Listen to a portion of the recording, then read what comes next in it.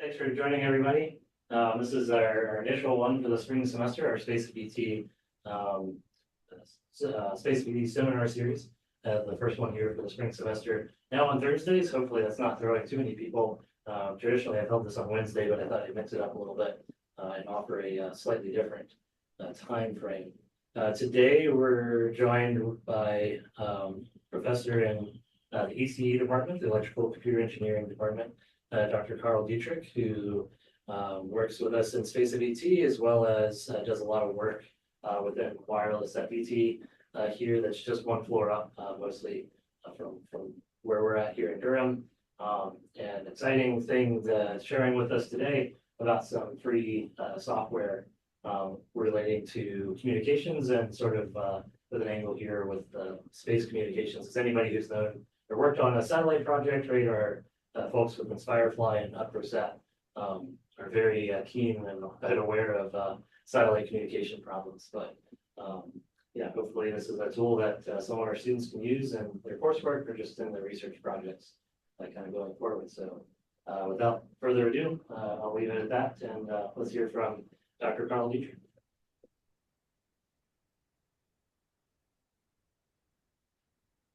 Hello, everyone. Thanks for attending, and thanks to Kevin Stern for inviting me.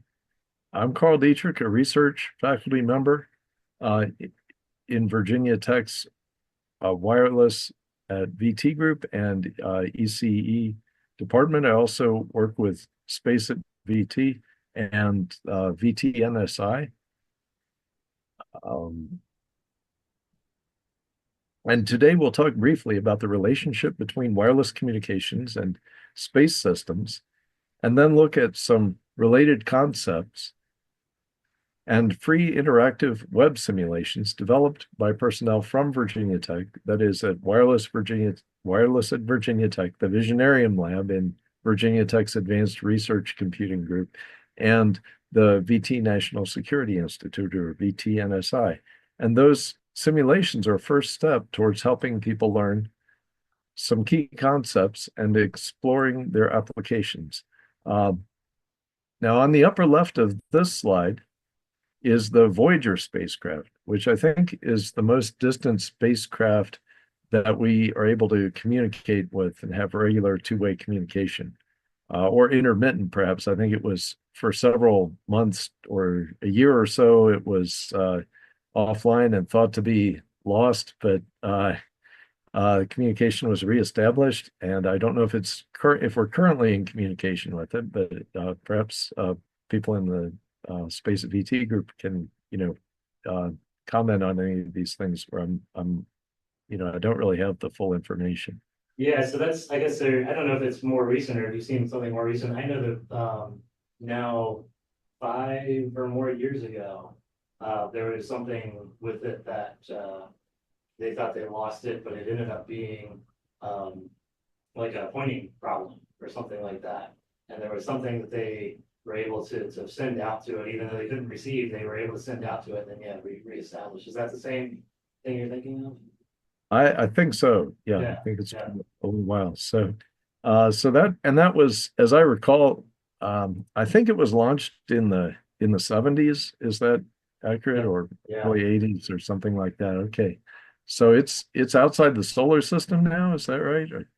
Yeah, so that's so clearly there's some wireless communication going on there, and actually a test of the extremes, and yet the extremes of its capabilities. On the other hand, that's using 40 or 50-year-old technology. So perhaps it could do more.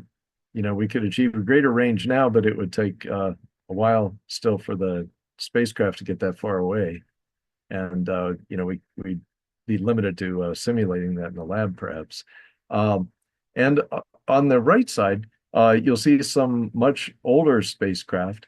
In the upper right, we have a spacecraft from the ECHO program or project in the early 1960s, and that was basically an orbiting metallized balloon that was used to passively reflect microwave signals to achieve communication between mutually distant locations on Earth, and just to test that, test whether that would work and how well.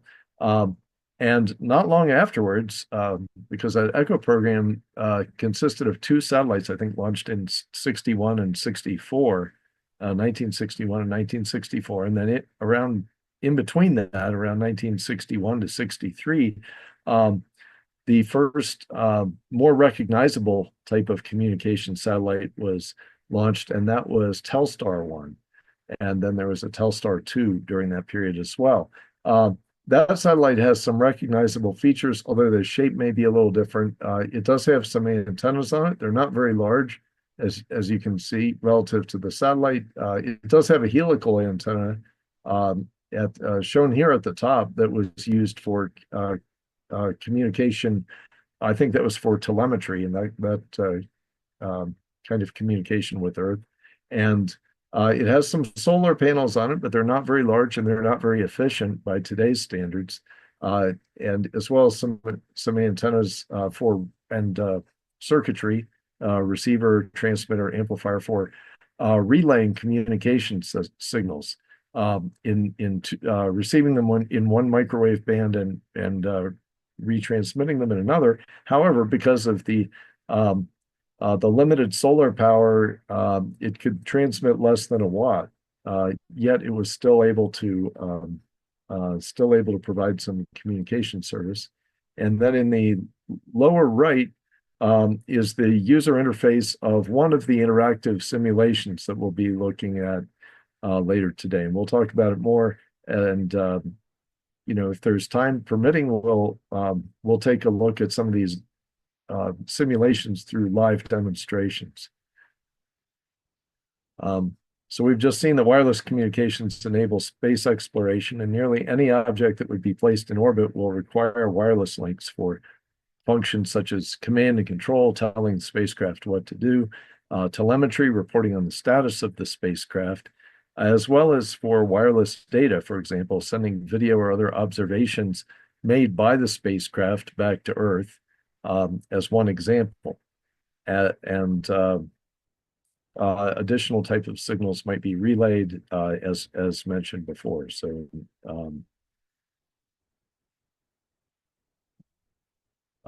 as with some of the earliest satellites that we saw at the start of the talk, spacecraft continue to support communication between distant points on Earth.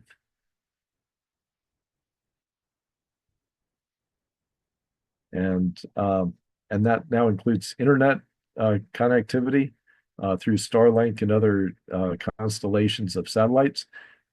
Satellites are limited, or at least typically use the radio frequency spectrum, which is a part of the electromagnetic spectrum that's suitable for radio communications. And that's limited somewhat by physics, but also by technology, which in turn is limited by physics. So we've got a range of frequencies we can use from a few hertz or kilohertz up to the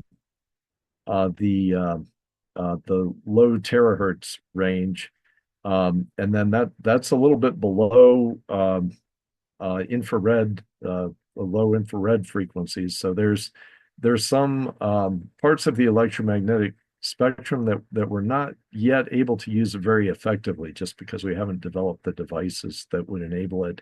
And then they also have some varying characteristics in terms of how well the signals travel long distances, what things might affect them, like atmospheric gases and precipitation and so forth. So let's see. There are other users of the electromagnetic spectrum besides terrestrial wireless communications and various forms of communications with satellites and enabled by satellites. And those other uses include some space-related scientific applications, such as remote sensing of the Earth from satellites and radio astronomy. And in both of those cases, the spacecraft or the radio astronomy observatory or radio telescope will be making observations. So they're receiving radio signals. They're not transmitting, but they still are affected by signals transmitted by other devices and systems within their frequency range. So one of the current trends is towards more efficient use of the radio frequency spectrum, and we'll talk about that a little bit later. And actually, some of the simulations are intended to address that. Here's just an example of a satellite and some of the wireless links that it has. So you can see multiple wireless links with one satellite. And if anyone's more familiar with this satellite, you might be able to elaborate on it. Looks like it does.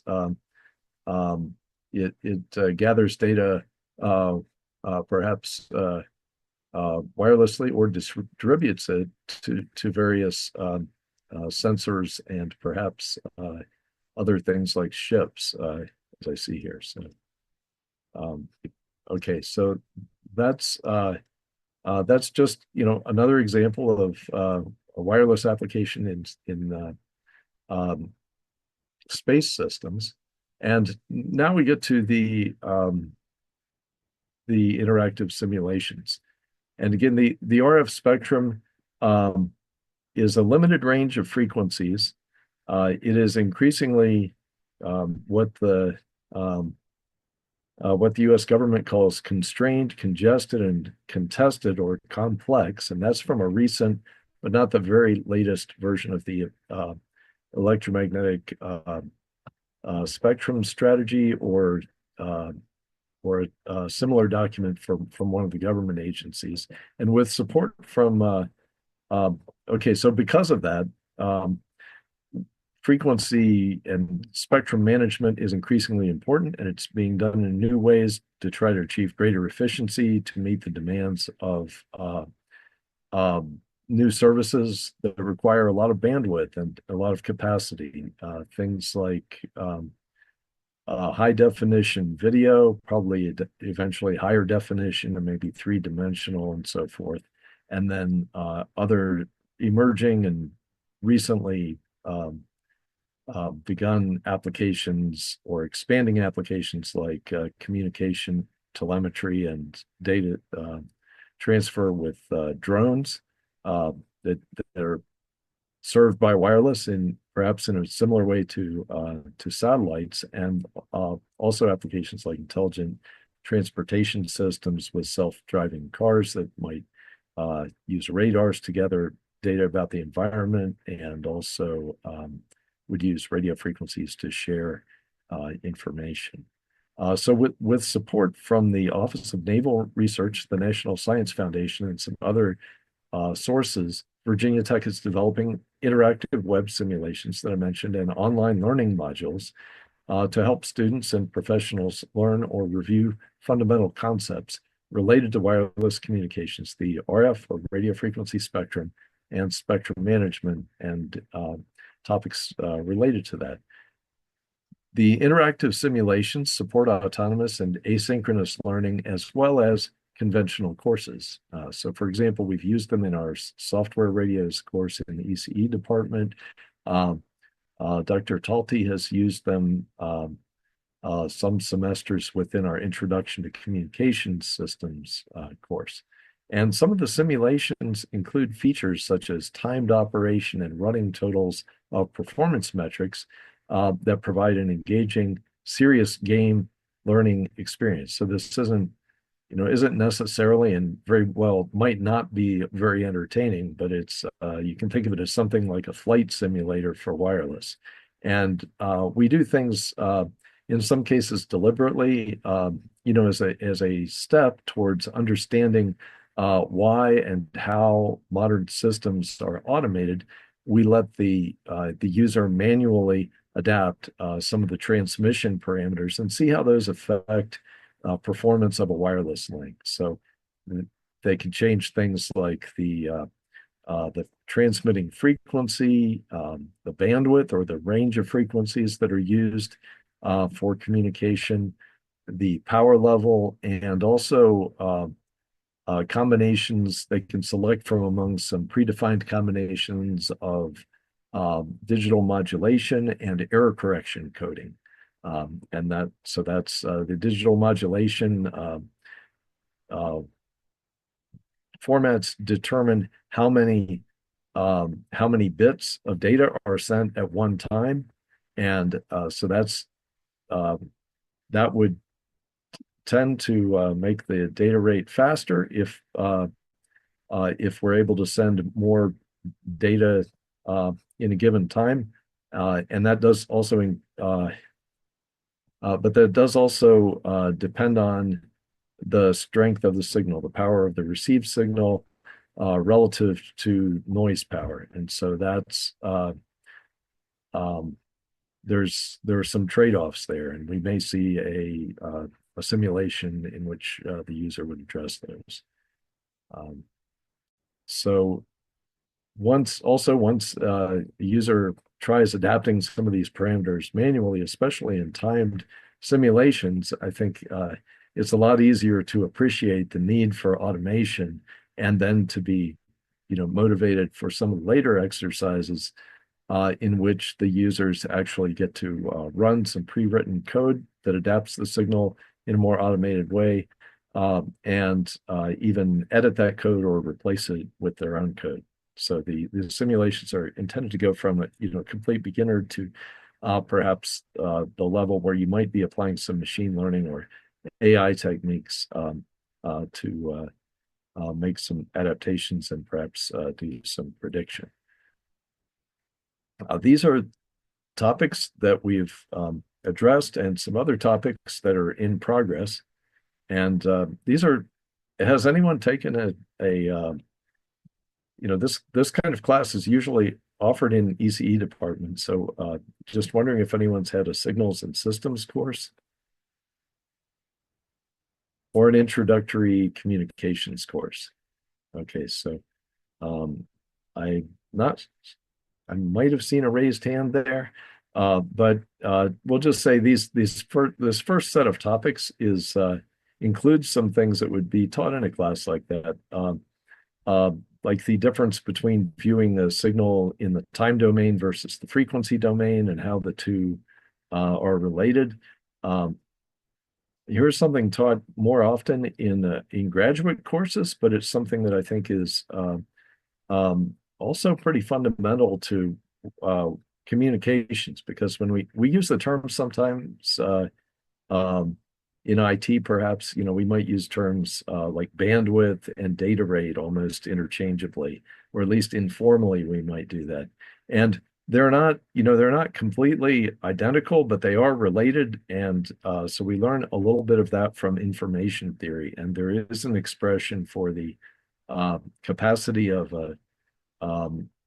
it's kind of a commonly used expression for the capacity of a channel that's limited by noise. And we call that an additive white Gaussian noise channel. That's the type that we would typically see or assume, where the noise power adds to the signal power, and the white is just an analogy to the broad spectrum of white light. So it just means that the noise has it's relatively constant across a wide range of frequencies. And the Gaussian is the Gaussian statistical distribution describes the instantaneous amplitude of the noise signal, or the instantaneous power, and that's commonly used channel. And it's actually somewhat actually a pretty good approximation for many channels used in space systems. Another one that's actually kind of a simplified assumption for most wireless communications on Earth, but is more applicable in space, is free space path loss. And that just describes how the energy from a transmitted signal spreads out over time, and it with distance, it's the same amount of energy is spread out over a larger and larger spherical surface as a receiver or observer gets farther away from the transmitter. so that this just describes the way in which the um, amount of signal power available to the receiving antenna is less at greater distances. Interference is, another important topic, and it's also motivation um, uh, for sharing the radio frequency spectrum, because we find if we put too many systems too close together in frequency and in space, they do interfere with each other, and that degrades their performance. Um, Modulation and coding schemes, those are modulation. I kind of described that for digital modulation, it's a matter of how many bits you would send within a given interval. You basically could send one bit at a time, or you can send multiple bits at a time during what we call the symbol period. So if we, and we're actually working on new simulations that will address that a little better than what we have, or at least explain at a more fundamental level how that works. And then error correction coding is just adding redundancy to the signal. So adding extra bits. You could think of it in the simplest form. It would be you would just transmit every bit multiple times, and sometimes if the signal's not strong enough, or if the noise is strong, or the receiver is far away, the bits or symbols will be incorrectly interpreted at the receiver. And so we get what we call a bit error or symbol error that could affect multiple bits. One of the things we can do about that is add this kind of redundancy where, for example, we could transmit each bit 3 times in a row.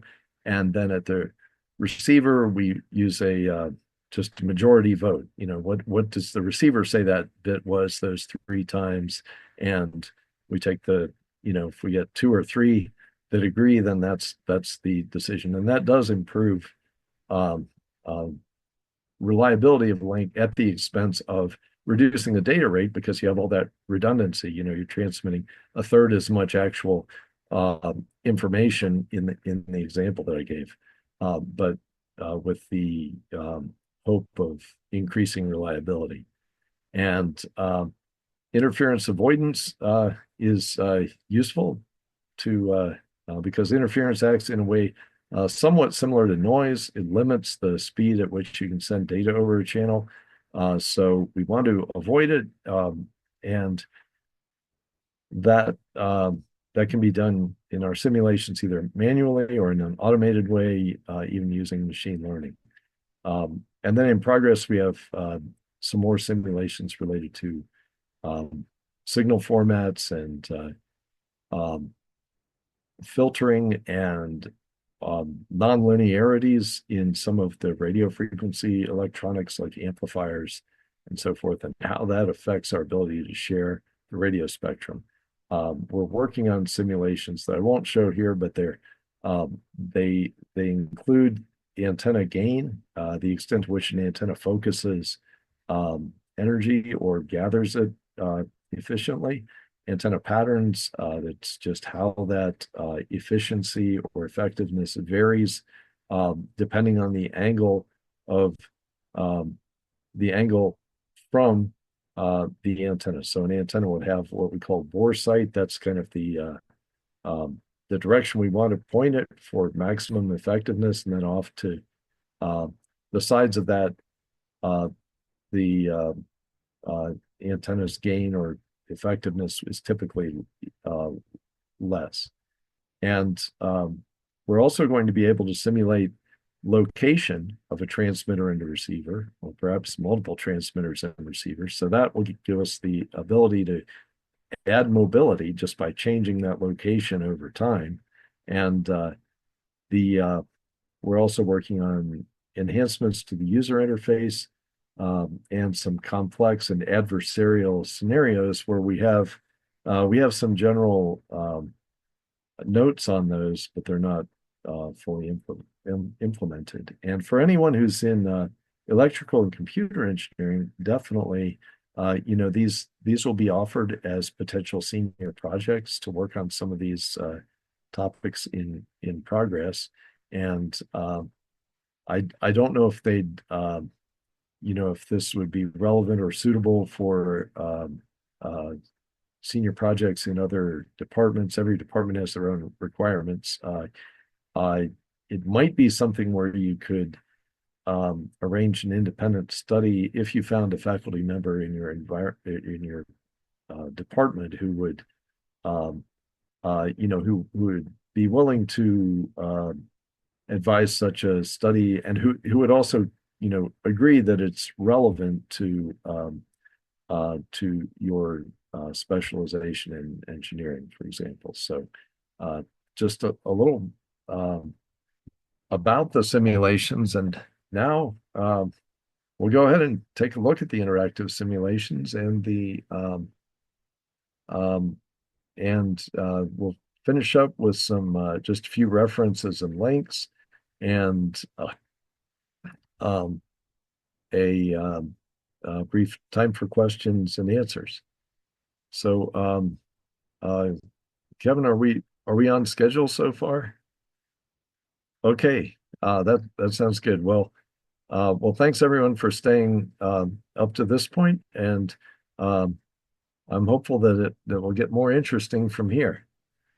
So let's see. We have the okay. So we have this is Canvas courses. I'll show you this in a few minutes, but first we'll look at some of the simulations. So here's a basic one, or at least one of the early ones, that lets us look at a signal. In this case, it's a time-limited and frequency-limited radio frequency pulse. And we have on the left a time domain view of the signal that is in phase and quadrature components. So we use complex numbers and phase shifted signals sometimes for these kinds of signals. So we show what we call in phase as the solid line, and then the dashed line is what we call quadrature, and that's and those, it turns out, those are related to complex numbers. So you can use complex numbers to represent these, where the real part is the in phase and the quadrature, or 90-degree out of phase part, is represented by the imaginary component or imaginary part of the function. Over here we have the same signal shown as a function of frequency, and this is power spectral density, or watts per hertz, and in this case it's dB. That's converted to decibels, dB watts or milliwatts per hertz, and then we have on the horizontal axis we have frequency. In this case, it's 10 megahertz, and you'll see that as we change, we can use these sliders to make some changes to some of the parameters of the signal. So we can change its frequency, and you can see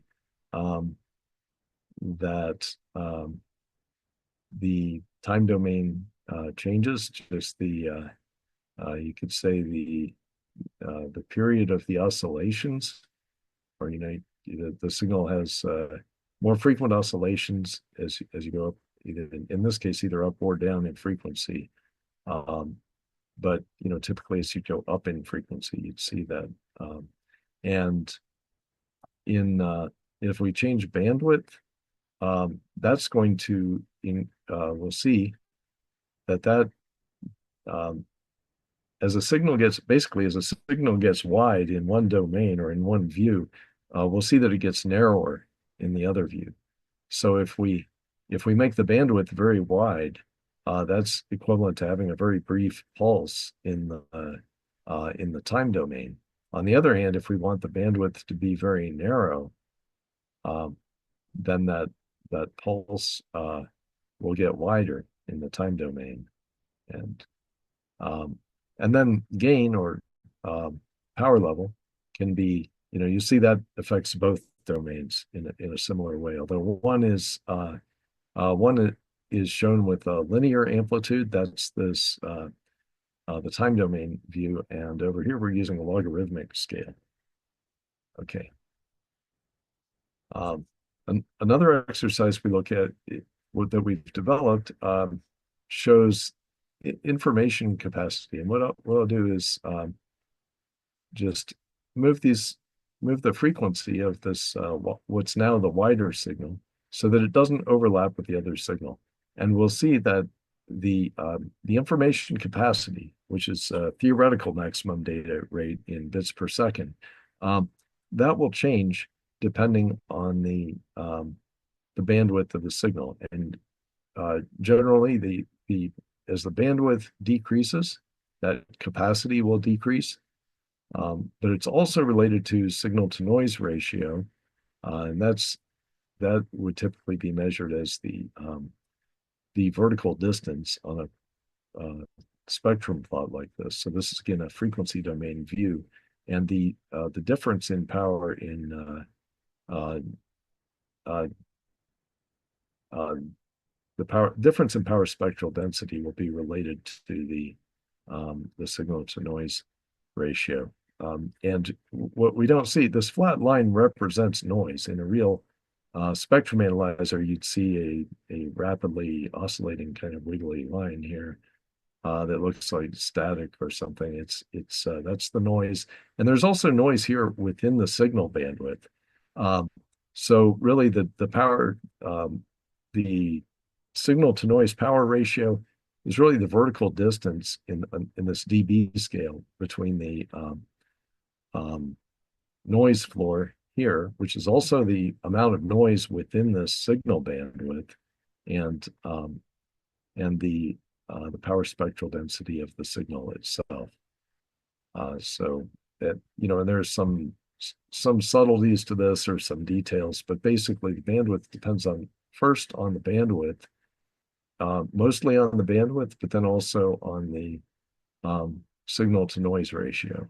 And so if we increase the signal to noise ratio, we see the capacity increase, but not as dramatically because that has a nonlinear logarithmic dependency. That is, the capacity depends on the log of the signal to noise ratio. And noise gain, well, noise is usually a function of the environment and a function of the receiver design, and perhaps some natural or human produced radio frequency interference that we call noise, such as some signals from power lines or microwave ovens or whatever it might be. Okay, so we usually can't change the noise except as when we design the receiver, or possibly by selecting a different bandpass filter to filter out more of the noise. However, and especially in space systems, I think you see this, sometimes within the view of your antenna will be a noise source, like it'll just happen that you're trying to communicate at an angle where you can't avoid pointing the antenna at something like the sun or Jupiter or some other planet that and those are noise sources also.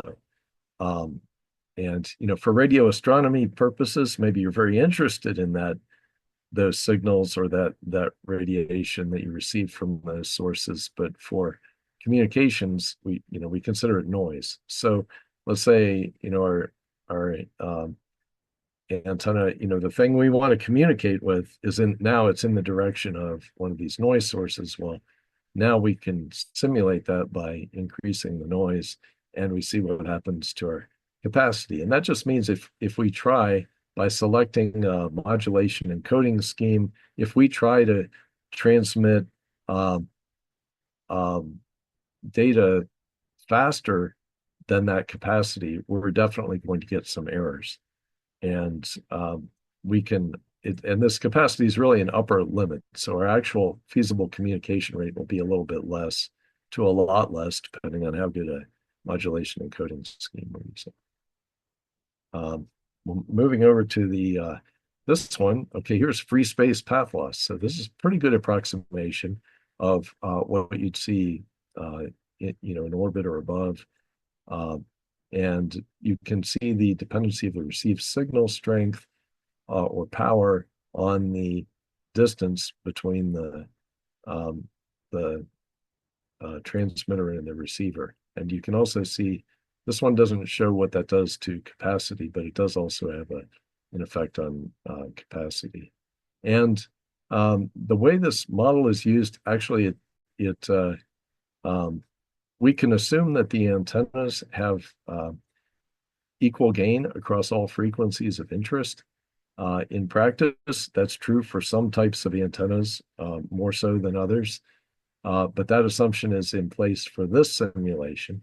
And we might add a way to turn it on and off at some later time. But so you'll see actually that if you are using what we call frequency independent antennas, that the overall loss will be less at lower frequencies, and the signal will be stronger at the receiver, and then at higher frequencies there'll be a weaker signal. That's assuming that the antenna gains are the same. Actually, for antennas like parabolic reflector antennas that are commonly used in space communications, one thing we'll find is that an antenna with the same dimensions actually has higher gain at higher frequencies. And you can work through the equations and see that actually more than cancels out this effect that we're showing here. So you'd actually get more directivity or more gain at both the transmitter and the receiver at the higher frequencies. As always, there's some kind of trade-off, and I think I've mentioned a few without calling them that. But basically, you can get higher gain at higher frequencies, let's say higher antenna gain, but there are some other trade-offs like the transmission lines or the cables or waveguides that you use to connect with the antennas maybe have more loss in them at the higher frequencies. Or, for example, if the antenna has a much more directive pattern, it's more like using a laser pointer compared to a flashlight or a lantern. And you really have to point it carefully to hit the intended target, which is your receiver, so that the pointing has to be more precise at the antenna pointing or alignment has to be more precise at those higher frequencies. We'll move to another simulation that has path loss in it, but now we've added an interfering signal and a frequency control. And now we do give information capacity right here. And we have a distance between the user and the receiver, and between the interferer and the receiver. So we're calling the user, this is our kind of friendly or transmitter or signal of interest over here. And this is something that we don't really want to receive. But right now, there's going to be some interference. And the closer we bring this interferer, the worse the interference gets. And because they're in the same, they overlap in frequency. And so we can't really use a frequency selective filter to get rid of the interfering signal, and the capacity goes to a much lower number than if the interferer were distant. But then we see that, okay, that's true. We don't want that. So we really don't want the signals to overlap. And assuming that we have a pretty good bandpass filter at our receiver, what if we just move the desired signal to a different frequency from the interferer? And we see then our capacity goes up to 57 megabits per second compared to, something like closer to 10 megabits per second. So anyhow, there's another simulation that shows a concept that, that may come into play in space communications.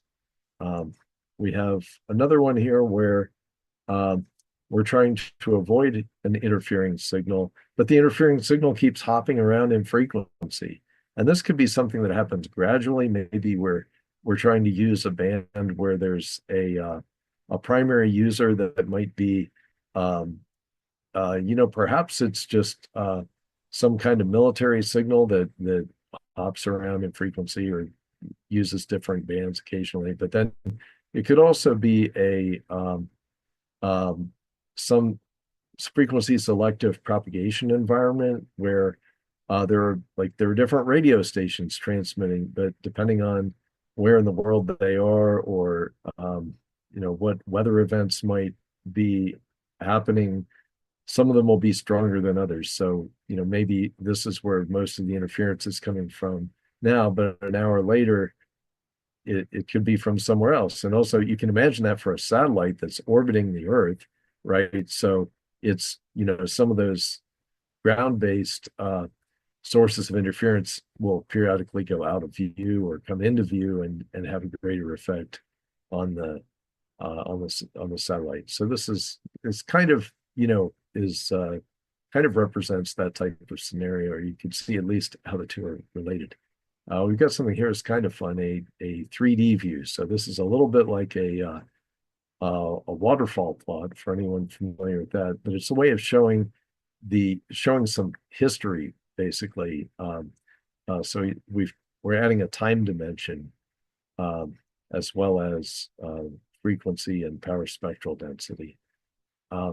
Okay, so that's great, but every time that interferer lands on the same frequency as our signal, the one that's highlighted in purple, that orange or red interferer lands on that, it does a couple of things. It decreases the capacity. It causes the signal to noise and interference ratio to be too low for the kind of modulation and coding that we're using. And whenever that happens, this, which is the data rate over time, drops to zero. So we just don't have reliable communications, or effective data rate just goes to zero. There are a few things we could do to try to fix that. We have all these parameters available. And, I'd encourage you to go to this link, like either now or when you have time, to check it out and see what those different things do. Like, can you try to overpower the interferer by just increasing the gain or the power level of the communication link that you're controlling? Can you change the frequency to dodge it, avoid the frequency of the interferer? Can you increase the bandwidth, and maybe in combination with some of those other things, does either increasing or decreasing the bandwidth reduce the probability or the severity of the effects of that interference? And, can you use the modulation and coding? Can you drop the transmission rate, the data rate, to a lower data rate, and to the point where it's so robust that it doesn't even matter if the interferer lands on your frequency or lands in part of the band that you occupy. So this is these are just some things to be aware of, and I'll see if I'll just put this link in the chat, and you can try that later if not now.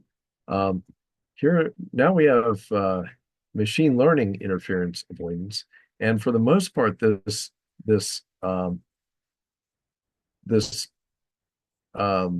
exercise involves code that changes the transmitter and the wireless link frequency to avoid the interference, and it's using a Q function, which is or Q learning, a kind of unsupervised learning or reinforcement learning to learn the behavior of the hopping signal. And that hopping signal either hops among 8 frequency channels, either with a given probability of landing on each channel, or in a sequential manner, in some kind of pattern, whether it's just from low to high and then repeats, or some other pattern that you would that you would program. And actually, you can control the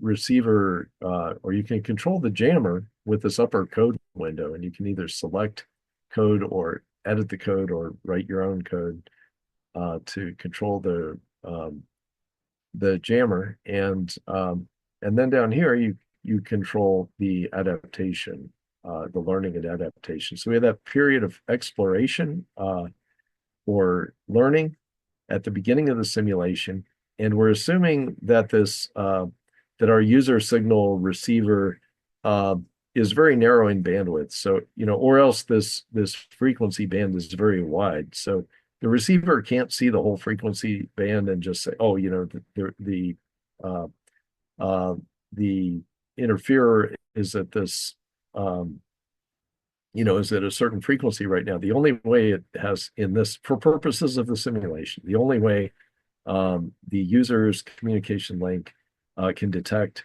uh, what frequency the primary user or the interferer is using is to collide with it. So when they happen to collide and the data rate would go to 0 for the user link, then that's recorded as the signal being the undesired or interfering signal being at that frequency at that time. And in the normal, what we call the normal Q function here, we're not paying attention to time. We're just saying, okay, there is a collision on this frequency, and whichever frequencies have the most collisions, they get some score that builds up either positive or negative. And we decide, we would just avoid transmitting on those frequencies and prefer to transmit on the frequencies where we've recorded fewer collisions.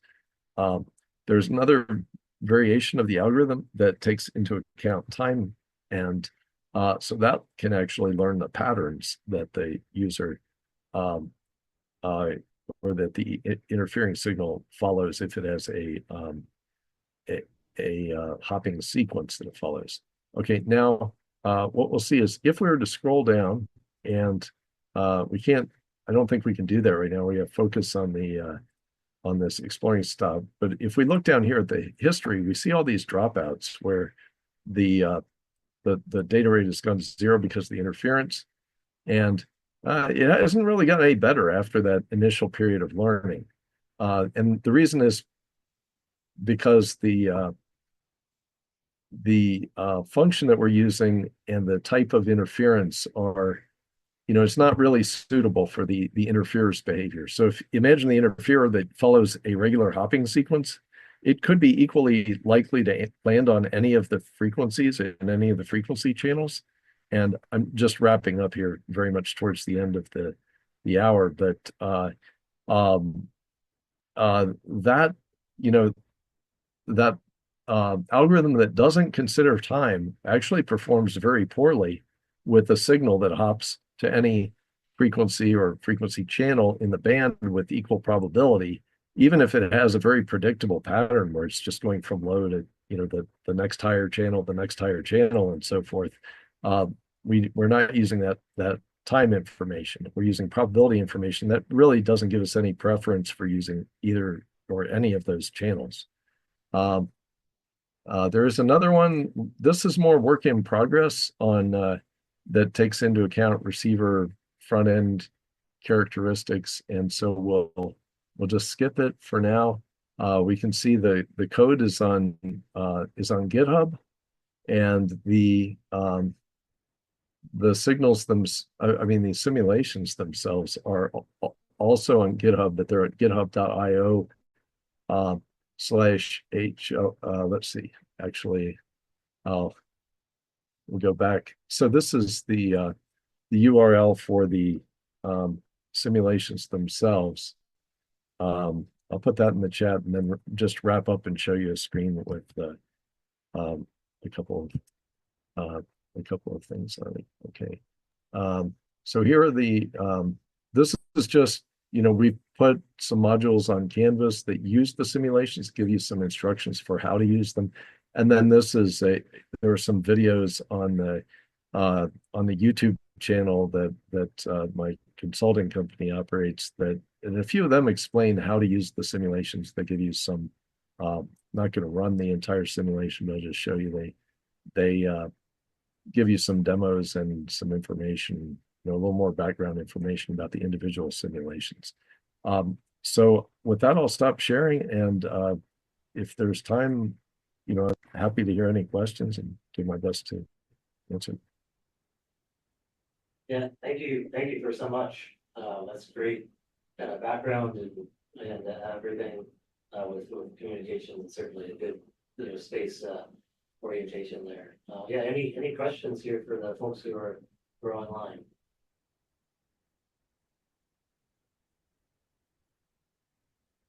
get a couple of minutes to, a few moments here to reach the unmute button.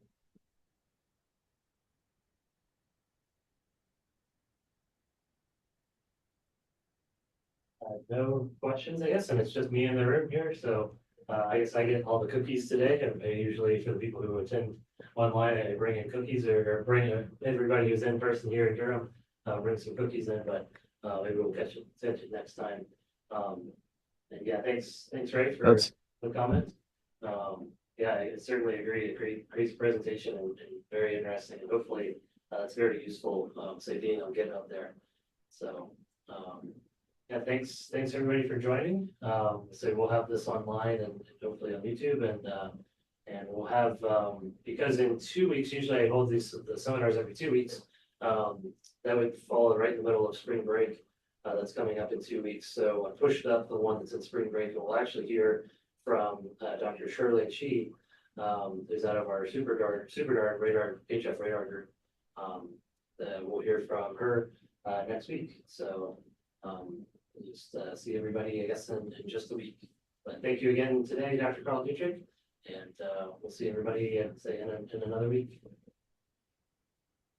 Thank you, sir, and thanks to everyone who attended.